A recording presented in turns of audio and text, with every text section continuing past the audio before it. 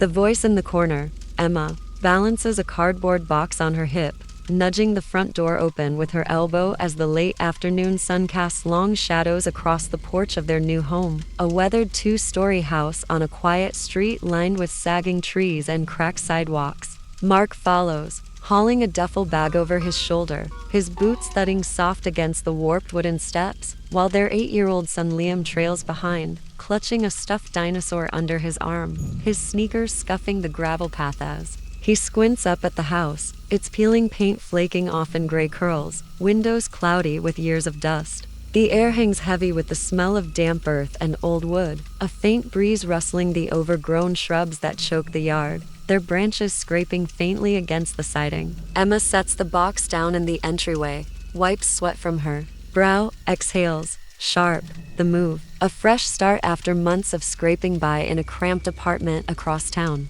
Mark drops his bag, runs a hand through his hair, mutters about the price, too good to pass up, the realtor's words echoing in his head. Just sat empty too long, needs a family. They spend the day unpacking, tearing tape from boxes with quick rips, stacking dishes into kitchen cabinets that creak when open, their hinges rusted stiff from neglect. The living room takes shape slow, a sagging couch shoved against one wall, a TV perched on a wobbly stand, its screen dark and reflective, catching slivers of fading daylight slipping through the bare windows. Liam wanders upstairs, his footsteps echoing soft in the narrow hall, exploring his new room, a small space at the end of the corridor, its walls papered with faded stars, yellowed at the edges, a narrow closet tucked in the corner, its door warped and slightly ajar, a single window, overlooking the tangled backyard, its glass streaked with grime. He pushes the door wider, peers inside, the air cool and musty, a faint whiff of damp cloth rising from the floorboards. Emma calls him down for dinner, her voice bouncing off the bare walls, and he shuffles back, dragging his dinosaur by one leg, his eyes darting to the closet as he leaves, its shadow stretching faintly across the room. Night falls gradual, the sky deepening to a bruised purple, then black, the wind picking up outside, rattling the window panes with a restless tap. That blends into the house's creaks and groans, the sound of old wood settling in the dark. They eat pizza at the kitchen table, a wobbly slab of oak still littered with crumbs from the move, the cardboard box open between them, grease staining its edges as Liam picks at a slice, his fingers sticky, his gaze drifting to the stairs. Emma wipes her hands on a napkin, asks him how he likes his room, her voice light, coaxing a smile, but he shrugs, mutters, "It's okay, smells funny," and Mark chuckles, ruffles his hair, says, "Old houses have character, champ, you'll get used to it." They finish eating, clear the table, the clatter of plates loud in the quiet, and Emma leads Liam upstairs, his dinosaur tucked under his arm, his steps slow on the creaking stairs, the air growing cooler, heavier. With each rise, she tucks him into bed, a mattress dragged from their old place, its frame sturdy but worn, a quilt pulled tight over his small form, the room dim under the weak glow of a nightlight plugged into the wall, its bulb flickering faintly. She kisses his forehead,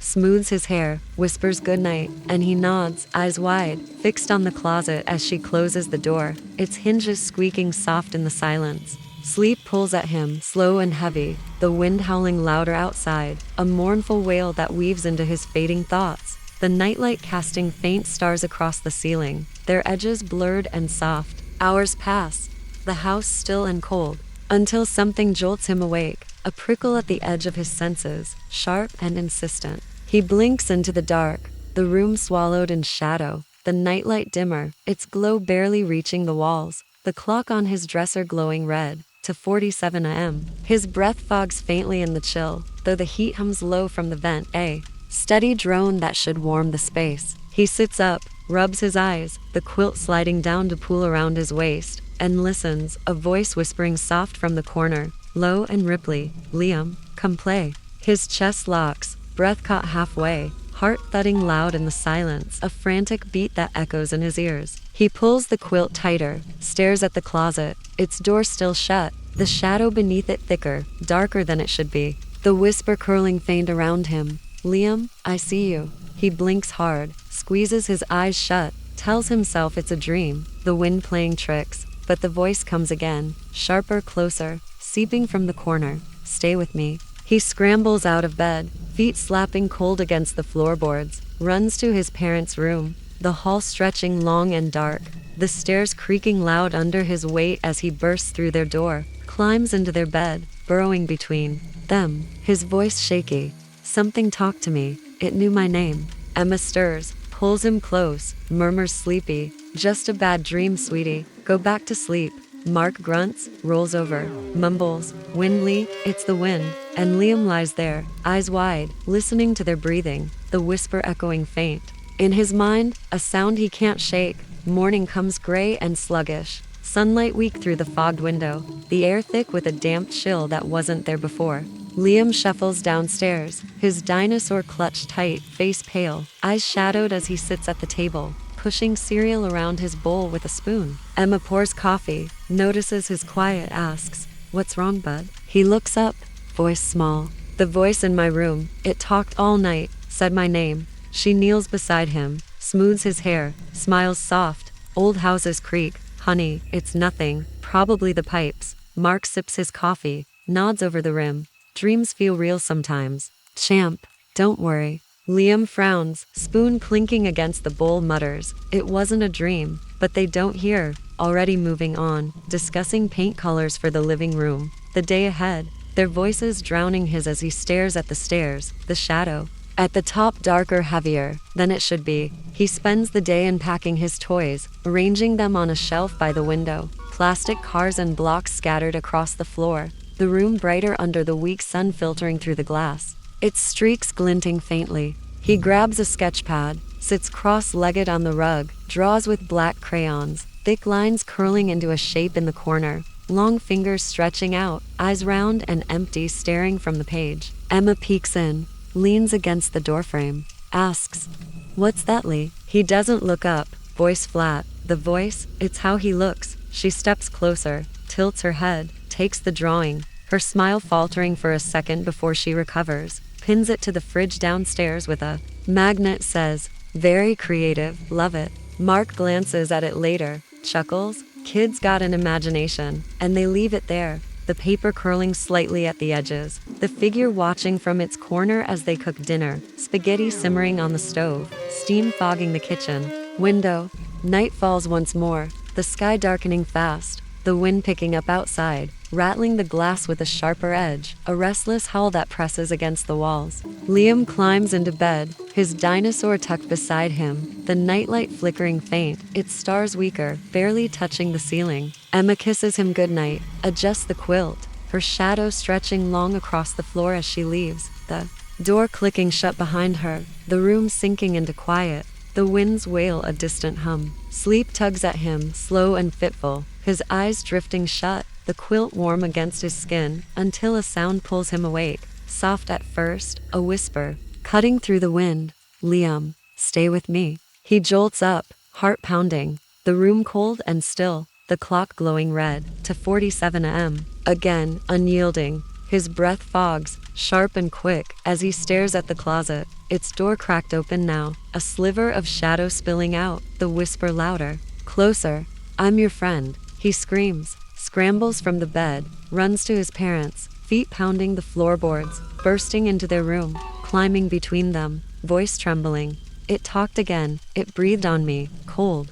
Mark groans, sits up, grabs a flashlight from the nightstand, its beam jittery as he stomps upstairs, Emma trailing behind, her robe pulled tight against the chill. He swings the door open, light sweeping the room, the bed rumpled, the dinosaur.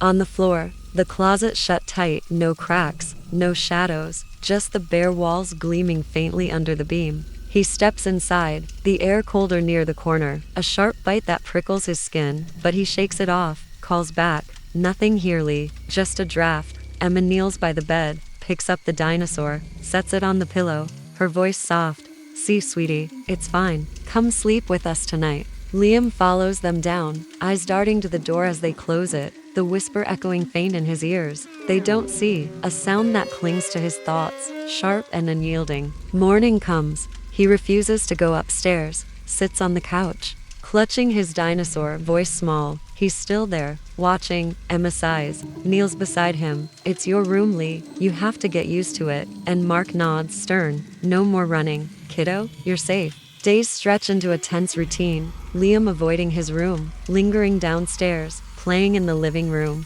his toys scattered across the rug, cars and blocks piled in haphazard towers. Emma drags him upstairs each night, her hand firm on his shoulder, voice gentle but insistent. You can't sleep on the couch forever. It's just a room. He lies in bed, eyes fixed on the closet, the whisper returning, soft at first, seeping from the corner. Liam, play with me. It grows louder, a ripply hum that fills the dark, curling around him. They don't believe, but I do. His toys shift, slow and deliberate, a car rolling across the floor, stopping at the closet, its wheels spinning faintly in the quiet, a block tumbling from the shelf, landing upright, the letter L facing him. He pulls the quilt over his head, breath shallow, heart hammering, the whisper weaving through the fabric. Stay with me, friend. Morning comes. He stumbles downstairs, tells them, my car moved. It went to the corner. But Mark rolls his eyes, voice sharp. Stop it, Lee. Toys don't move.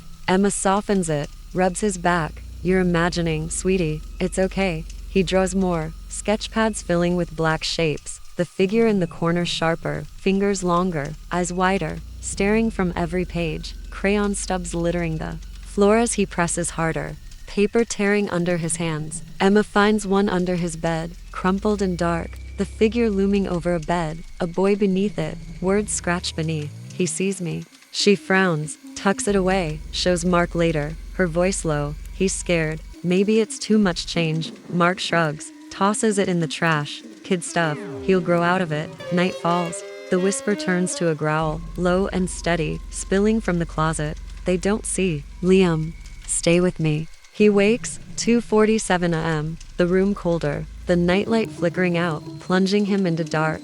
The growl closer, breath brushing his cheek, cold and damp, a weight pressing against his chest. He runs again, pounds on his parents' door, voice breaking.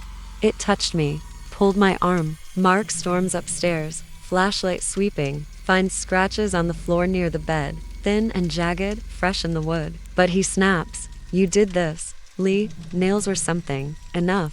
Emma spends the next day cleaning, determined to settle the house, scrubbing floors, unpacking boxes, her hands red from soap as she moves through the rooms, the air thick with dust and effort. She heads to the basement, a damp concrete box beneath. The stairs, sorting through junk left behind, old lamps and chairs stacked in crooked piles, their shadows dancing under the bare bulb swinging overhead. She finds a tin box, rusted at the edges, pries it open. Inside a stack of photos, yellowed and curling, a boy about Liam's age, hair dark, eyes empty, staring into the lens, each shot the same, his face unchanging. On the back of one, scrawled, in faded ink, friend in the corner, 1978. Her stomach twists, a cold knot forming deep, the air in the basement, heavier, damper, as she stares at the boy, his gaze piercing through the years. She shuts the box, shoves it under a tarp, climbs back upstairs, hands trembling faintly,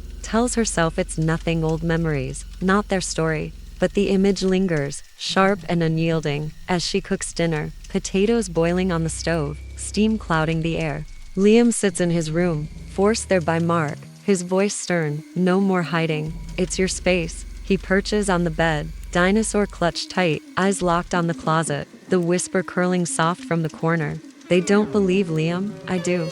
The door creaks, easing open an inch, shadow spilling out, thick and dark, fingers twitching faintly at the edge, long and thin, reaching toward the floor. He screams, runs downstairs, trips on the last step, lands hard, voice raw. It opened. It's coming. Emma scoops him up, holds him close, her heart pounding. But Mark stomps upstairs, flashlight in hand, swings the closet open, light flooding the empty space, just bare walls and dust, the air cold, biting, but nothing else. He slams it shut, turns to Liam, face red. Stop this nonsense. You're scaring your mom. Emma hesitates, voice soft. Maybe he's sick, Mark. Let's call someone. Liam shakes his head, tears streaking his cheeks. It's real. It wants me. But they lead him back, tuck him in, close the door, their whispers drifting down the hall. He'll get over it. Weeks blur into a fragile normalcy. Liam quieter, his protests fading, eyes duller, spending hours in his room, sitting on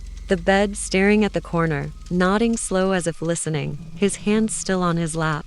Emma notices, watches him from the doorway, his toys piled in the corner now, cars lined up, blocks stacked high, spelling friend in crooked letters across the floor. She steps inside, voice shaky. What's this, Lee? He looks up, face blank. He told me to. He likes it. She grabs the blocks, scatters them, her breath quickening. No more of this. Draw something else. He picks up a crayon, sketches slow, the figure sharper, fingers curling around the edges, eyes staring from the page. But now two more shapes beside it, faint outlines of a man and woman, faces blank, standing in the corner. She snatches the paper, rips it, voice cracking. What's wrong with you, Liam? He whispers. He said you'll see soon. Mark checks the room that night, flashlight sweeping the closet, its door shut tight, but scratches mark the wood inside, deeper, curling, toward the floor, a faint whiff of damp rot rising from the boards. He finds a photo on the shelf, the boy from the basement, eyes empty, but a new scribble beneath in red crayon. Liam, 2005. His hands shake, he drops it, storms downstairs, grabs Liam by the shoulders. You wrote this, didn't you? Stop these games. Liam stares back, voice flat. He wrote it. He knows you too. Mark throws the photo in the trash, slams the lid, his breath ragged. But sleep comes uneasy, the house creaking louder, the wind howling through the cracks, a faint whisper, brushing his ears as he drifts off. Mark, I see you. Emma wakes beside him, heart pounding, a voice in her head. Emma, you don't believe. And she sits up, stares at the corner of their room, the shadow longer, thicker than the moonlight should cast. They hear it now, faint at first, seeping through the walls, the whisper calling their names, low and ripply, curling from the corners of the house, not just Liam's room. Emma finds her shadow stretching wrong, reaching toward the wall when she stands in the kitchen, the light steady. Above her, no reason for it to bend. Mark coughs in his sleep, mutters, "Who's there?" His voice thick with dreams, waking with a start, eyes darting to the dark, sweat beading on his brow. Liam sits in his room, silent, nodding to the corner, his toys unmoving, the whisper gone from his ears, a faint smile tugging at his lips. Morning comes. Emma climbs the stairs, pushes his door open, finds him on the bed, staring at the closet, voice calm. He left me, said you're his friends now. She freezes, the air colder, sharper, cutting her skin as she steps inside. Mark, behind her, his breath fogging faint. What did you say, Lee? They turn, hear it, a shush from their bedroom, soft at first, growing louder, a growl weaving through the walls. Emma, Mark, you're mine. Liam stands, walks past them, his steps light, voice steady. He said I can go, but you stay. They rush to their room, the door swinging open, the closet ajar, shadow spilling out, fingers twitching faintly at the edges, long and thin, reaching toward the bed. The voice calls again, sharp and clear. You believe now, and they stumble back, hearts pounding, the shadow stretching across the floor, curling around their feet, cold and heavy. Liam sits downstairs, drawing again, stars and sun, bright colors spilling across the page, his smile wider, eyes clear, while upstairs the whisper grows, a constant hum that fills their room, their minds, their shadows longer, darker, bending toward the corners wherever they stand. They try to leave, pack bags in a frenzy, hands shaking as they stuff clothes into duffels, but the car won't start, the engine dead, the air outside thick with damp rot, the whisper following them to the driveway. Stay with me. They return. Inside, lock the doors, the shadow waiting in their room, the growl louder, curling from the walls, the ceiling, the floor. You're mine. Liam sleeps downstairs, curled on the couch, his breathing even, face peaceful, while Emma and Mark sit awake, eyes darting to every corner, the whisper calling their names, fingers twitching in the dark, a presence they can't escape. Morning comes. Liam wakes, stretches, looks at them, voice soft. He likes you better, and they shiver, the house silent, but the corners watching, waiting, their shadows moving when they don't. Epilogue. Neighbors see the Kellers through the windows. Liam playing in the yard, laughing as he kicks a ball, while Emma and Mark linger inside, faces pale, eyes hollow, glancing at the walls. The wind carries a faint shush, a whisper drifting from the house, calling someone new. The corners, dark and still, but alive.